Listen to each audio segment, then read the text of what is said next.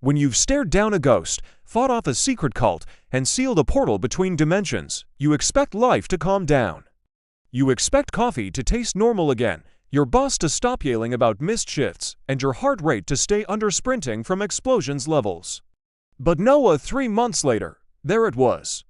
A small, unmarked package on my doorstep, inside, a silver key. Identical to the first one. My stomach dropped. I sat on my couch, staring at it like it was a live grenade. Last time, that little piece of metal led to bullets, ghosts, and an existential crisis. This time, I was smarter. I wasn't getting involved. I tossed it in my junk drawer, grabbed a beer, and turned on the TV. That's when my phone buzzed. Unknown number. Text, "You can't ignore this, Ethan." I froze. My apartment door rattled like someone had kicked it. Then the lights went out. By the time I found my flashlight, there was an envelope on my coffee table that hadn't been there before. Inside was a note. Locker 317, Chicago, midnight, I sighed. Of course, Chicago. I could have ignored it. Should have ignored it. But if I didn't go, someone else would. Maybe the order. And last time I'd barely stopped them, so I packed a bag, bought a bus ticket, and told myself I'd be back by Tuesday. Chicago at midnight is a strange mix of neon and shadow. Union Station was mostly empty, except for a janitor mopping near the lockers. 317 was tucked in the corner. The silver key slid in like it was meant to be there. Inside, a single Polaroid photo. It was of the ghost kid, except he wasn't a kid anymore. He looked my age, standing in front of a brick building with a big red X spray painted on it. On the back of the photo, scrawled in messy handwriting, "They're opening the final gate. Stop them." Yeah, I muttered. Sure, just another normal weekend. I didn't have a plan, so I did the dumbest thing possible. I went to find the building. It wasn't hard. Red X's aren't subtle. It turned out to be an abandoned theater on the south side. I crept inside, expecting dust and rats. What I got was 20 people in dark robes chanting around a giant mirror. The mirror's surface rippled like water. And in the center, holding a black crystal shard, was Laura. "Laura," I blurted before my brain could stop me. The chanting stopped. Every hooded head turned toward me. Laura stepped forward. "Ethan, you shouldn't be here." I backed toward the exit. "Funny, that's exactly what the ghost kid said last time, right before things exploded," she sighed. "This isn't what you think. I'm trying to stop the order from opening the gate. Bye." Joining their dress rehearsal, before she could answer, the mirror flared. Figures began stepping through, tall, inhuman, grinning to wide. I recognized them from the night in the forest between worlds. "Yeah, nope," I said, pulling the revolver from my bag. Laura's eyes widened. "You brought it." One of the creatures lunged. I fired. The bullet hit the mirror, and the whole thing shuddered like it was alive. The robed figures scattered. Laura grabbed my arm. "We need to get the shard to the heart before they stabilize the gate." I wanted to argue, but the mirror started cracking, and I didn't want to see what crawled out next. We bolted through the side exit into an alley.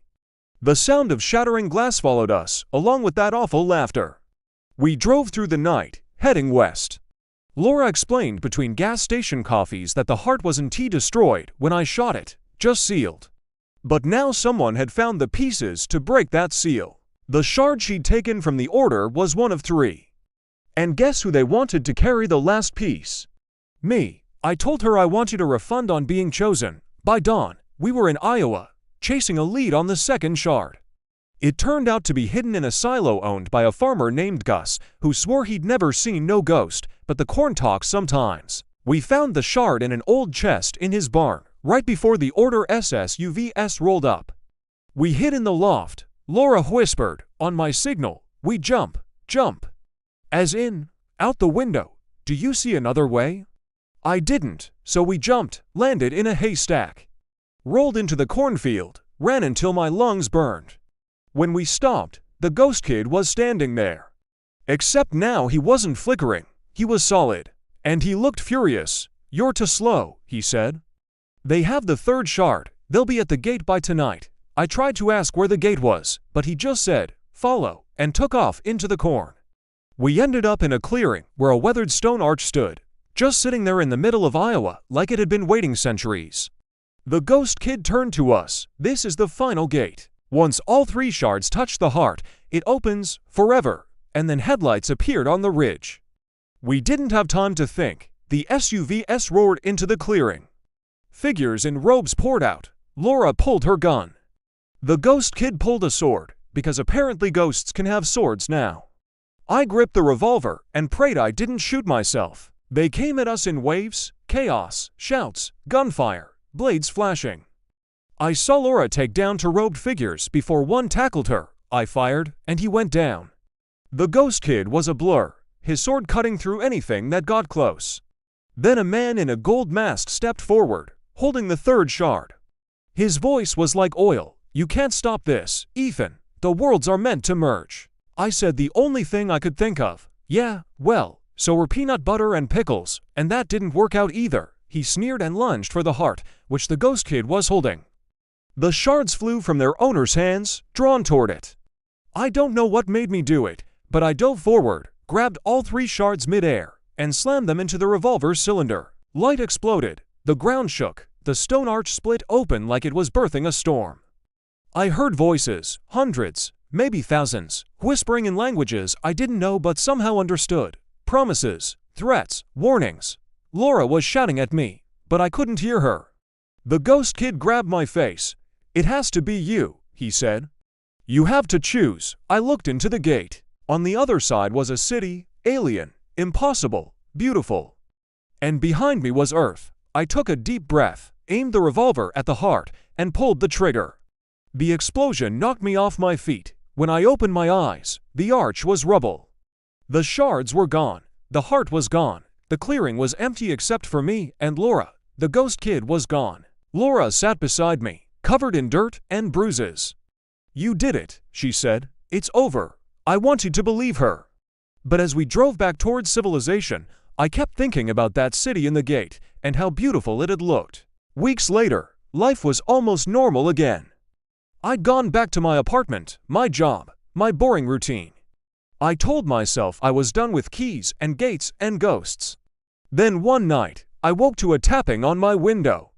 I pulled back the curtain, and there he was. The ghost kid, solid, smiling. He didn't say anything, just tossed me something. I caught it. A key, but not silver this time. Black, with strange symbols etched into it.